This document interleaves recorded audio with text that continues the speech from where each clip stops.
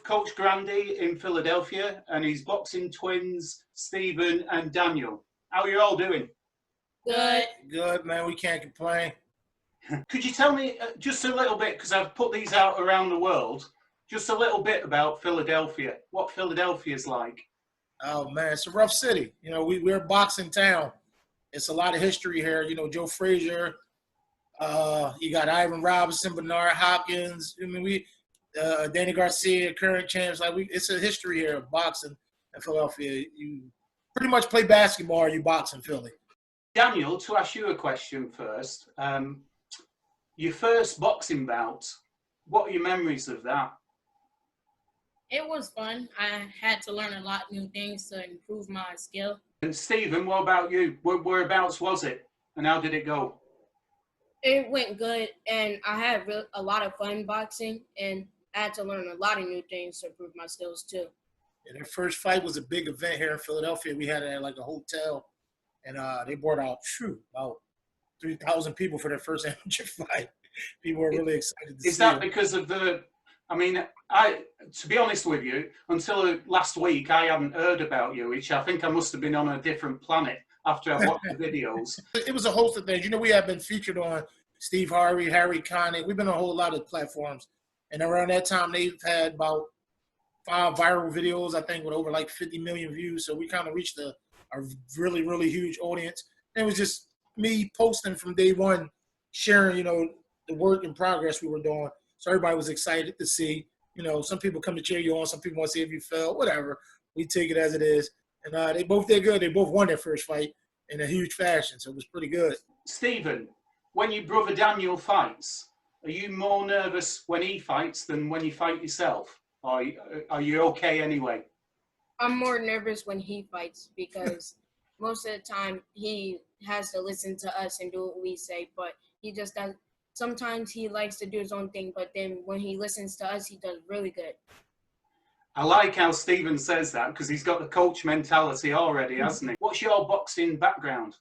I mean, I fought in amateurs myself. I had a nice amateur career. You know, I just fell off. I didn't have the father figure they had, so I fell off the scene. But I grew up in the gyms myself. Like I said, I was between Joe Frazier and James Schuler. I was in the gym with Bernard Hopkins and them when I was a kid. Reverend Azim, the one that just passed away, rest in peace, and a couple other different legends. Like I said, Ivan Robinson, Mighty Mouse, he's in the gym with me now. He's one of my coaches up there with me. I've been around the sport a long time, and I had uncles that fought, my grandfather fought, my cousins fought. It was pretty much a family tradition. Like I said, I just didn't have the push that they have in the father. Daniel, moving to you, when you started boxing? In Delaware.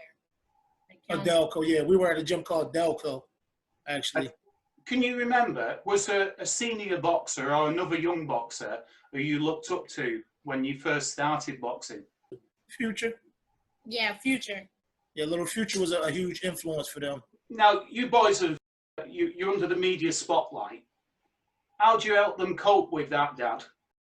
Honestly, they don't really see any of it. I control everything, so they live a regular child life. They don't even know other amateur boxers. So I keep them out of the light. Like I do my best to keep them away from that because I have the upper hand on it right now. So all they know is people love them all across the world, and that's it. They don't really get caught up in that. They don't have a social media where they can get on and deal with. Like I deal with all of it. So that's how I keep it away and just keep it balanced. And they have a regular child life after the gym. They go play, and they're here right now with 2 of their friends here from the boxing gym with us. So we just try to keep it as normal as possible. Daniel, going to you, in the dressing room, a lot of boxers say that's the worst bit of boxing before you go into the ring. What emotions do you feel, before that fight? Like, you may not know what would happen in the fight. Like, you could hurt your arm, your legs, or anything, and the other person can take the fight. So you go nervous in the dressing room? Yeah. And what about in the ring? Do those emotions go? Nervous too, until you land that first punch and you know that you can do it. Stephen, one thing I've noticed about you two boys, I'm a coach, I'm an amateur coach in England. You two are naturals, and you can't teach that, can you? Dad. I mean, they are so good at instructing other people their age. You stay calm, you will go shot. Down on your feet.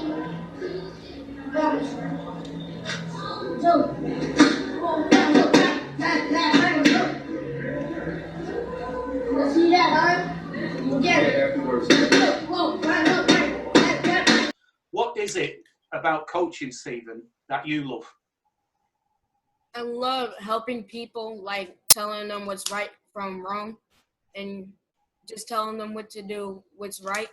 And I like, just telling people what's right. I need you to keep your hands rotating. Remember, defense is everything. You got this. Right up and go, good, good. Left up, go, body at body. Left up, go, good, good. Keep your hands high, keep your hands high. Right up, go, good, good. Left up, go, good, good. Right up, go, body at body. We got two right here. That's why I said they're here with us, actually, Heem and Yin. They're both ready to fight. One of them's getting ready for his second fight, and Heem's getting ready for his first fight. So, I mean, they're both progressing in a fashion I've never seen before, and it's because they have experienced kids around their age, and I see that makes a huge difference. Because, you know, as coaches, sometimes we're just another adult screaming at a kid. So when they have another kid giving it to them, they perceive it better. I mean, they intake it much better. I've seen you do it in your training. What age did you start running up those steps in Philadelphia, the Rocky Steps? Probably about 5 years old. They've been running up the steps. I used to take them and show them. They always wanted to when we would ride by, so saved it when they got a little older. What about you, Coach? What age did you run up it after watching the film? Man, I've been running up them Rocky Steps all my life. I grew up around the corner from it. I actually was in a deli newspaper as a kid for sledding down them on the sled on the snow. I was on the front page of the paper. How much did you enjoy being an amateur? Or do you prefer loved coaching? Like I said, I just got sidetracked with juvenile issues, but I loved it. Like it kept me alive. Like I said, that boxing saved my life. Because when I was getting in trouble, I was a troubled child. So when I was getting in trouble, my mother took me to the boxing gym, and I pretty much found, you know, a lot of direction there as far as structure and having something to do every day without running the streets all day long. So it really, like I said, played a huge part of my life. And I like punching on people, so it was good. Right, boys. We know Philadelphia's had a great many great fighters. Which fighters do you look up to? I know you've said Lomachenko before, haven't you, and Gary Russell. Are they still the ones you like? Danny Garcia and Scooter. Stephen Fulton, hell no, what Scooter is. What about any of the English ones? Anthony Joshua or Tyson Fury? Like from over there, you like Anthony Joshua? Yeah. No. We like Tyson Fury. I like Tyson Fury a lot. I actually got to see him up here. He came up for the kid Sonny Conto's fight. He was in camp with him, and we got to meet him when he was up here. He's a colorful guy with a big crazy suit on. You know, we like that guy. Coach Grandy, what do you want to achieve in the sport? For me, honestly, helping these kids. That's it. I tell people all the time, it's not about me. It was never about me. My mission always been about these children. And on the mission of saving my children, make sure they don't make the mistakes I made, I want to help other children make sure they don't make the mistakes I made. And we live in, you know, a day and time where it's a lot of fathers absent. So I try to, you know, fill the void. I can't be the other people's father, but I can help with that, you know, mentor void as much as possible. For me, that's it. If something come out of it along the way of world champions and becoming a hit coach down in history, then, I mean, I'm going to take it. I definitely would appreciate it, but my goal has been, and since I started, about the children. Like a lot of people don't know, I started off coaching in a rec center for free. Before we had our own gym, I coached for free, like for no money. So it's more passion of helping these children. And like I said, boxing saved my life, so I just want to do the same for other kids. How important is it that support you get from him and your family, your mother and your friends and family? How important is that to you? It is very important because we see kids out here that don't have that type of support, fathers, moms. step dance, any of that, and they're just alone. What is it that you love about boxing?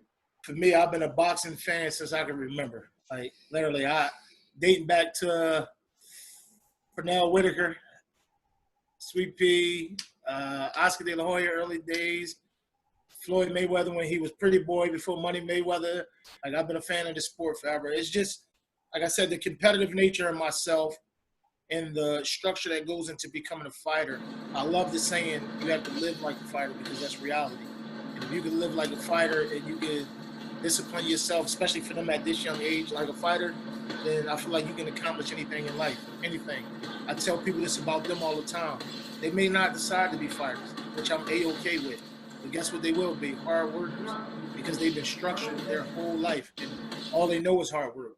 Like, they just literally ran from my gym. They ran to the gym 4 miles and they ran back home 4 miles from the gym after training. So that structure alone is like, it's everything, and the confidence that comes with it. I've always been a fan of that, a fighter's confidence. And most fighters, you being a boxing person like myself, most people don't know, fighters are the humblest people in the world. Most fighters are not arrogant or ignorant once outside the sport. They're not looking for trouble.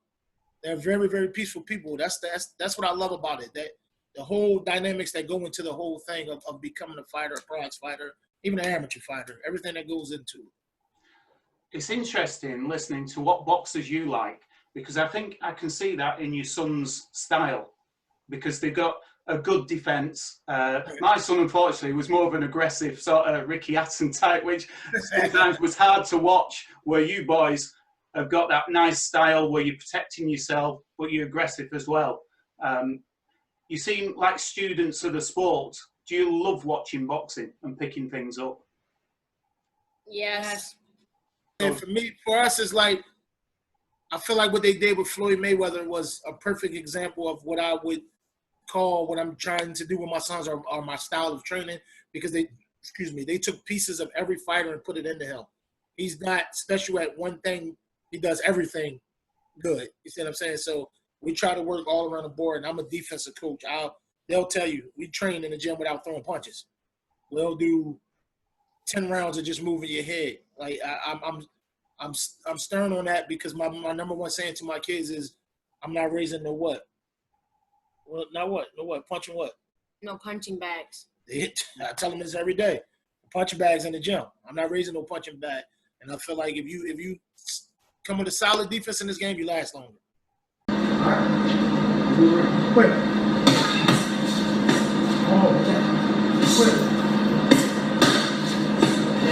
Step deep. And you don't take it down. Step. Right. What conditioning are you doing, and what type of training are you doing? Well, we do stripping conditioning, like we get in the ring, do the ladder, we do pull-ups, push-ups, dips, and all of that. And at the end of working out, we have a board, and we have to go down the board and do 30 of each, which is like ab rollers, sit-ups, 6 inches, and all of the exercises. A lot of cardio. What hobbies have you got, boys, outside of boxing? Forget boxing altogether. What do you enjoy doing? Well, I did basketball and football, and I ran track. Right. And PS4 all day long. What do you want to achieve in the sport? I want to become the greatest in the sport and want to be the best person I can be. All right, good answer. I like that one. That's a very good answer. Damn! God damn! Up that middle! God damn! Touch him again! God damn! God damn! Woo! God damn! Woo!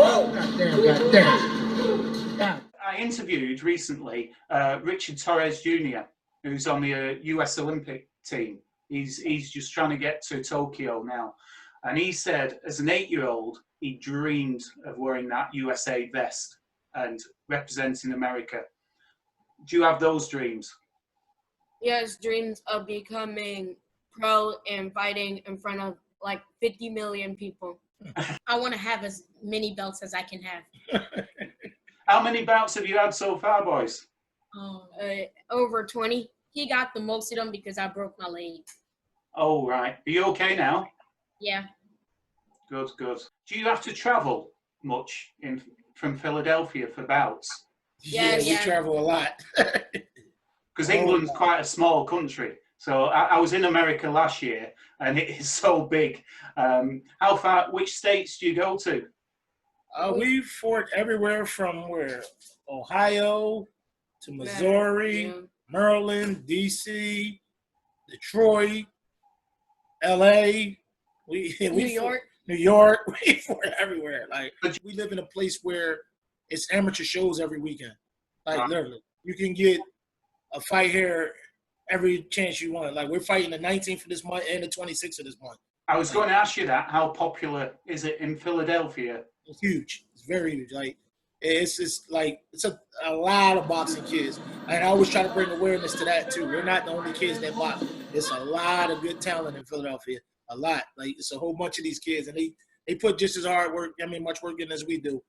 So it's like we connect a lot too. We do sparring sessions with some of the top kids in the country. One question I wanted to ask you.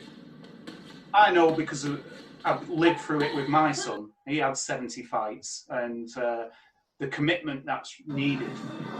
It is tough. It's a repetitive sport, and it's tough. How hard do you find it to keep that training up? Because at your level, you've got to keep that training up. How difficult is that? It is very hard. I took a week off the gym, and then I came back in, and I could not breathe at all. I tried to spar, and I could not breathe. That's why I stay active every day.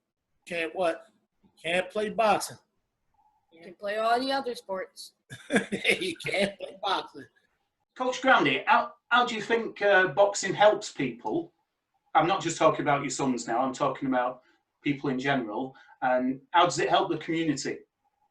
Boxing is it's all kinds of help to the community as far as stress relief, confidence builder, like I said, and just the plain fact of keeping these kids off the streets. We open up our doors to the community in our gym just to keep kids off the streets. A little breakdown about Philadelphia is a rough place.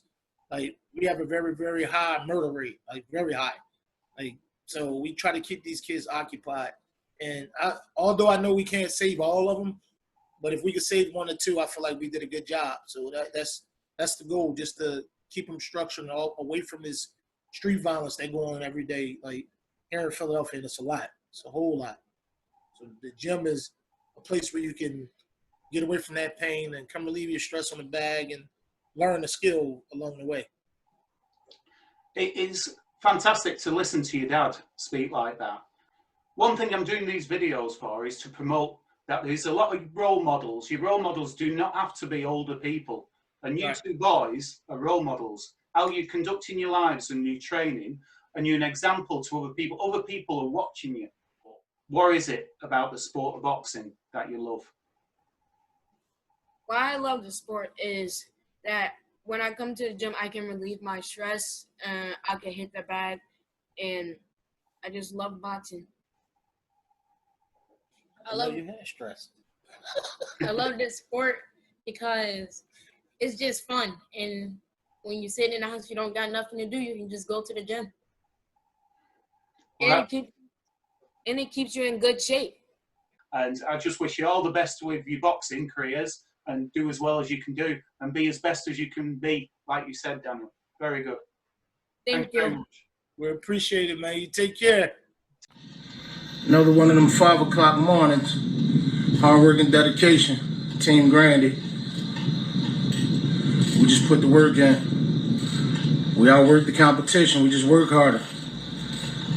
When they sleep, we work. When they woke, we work.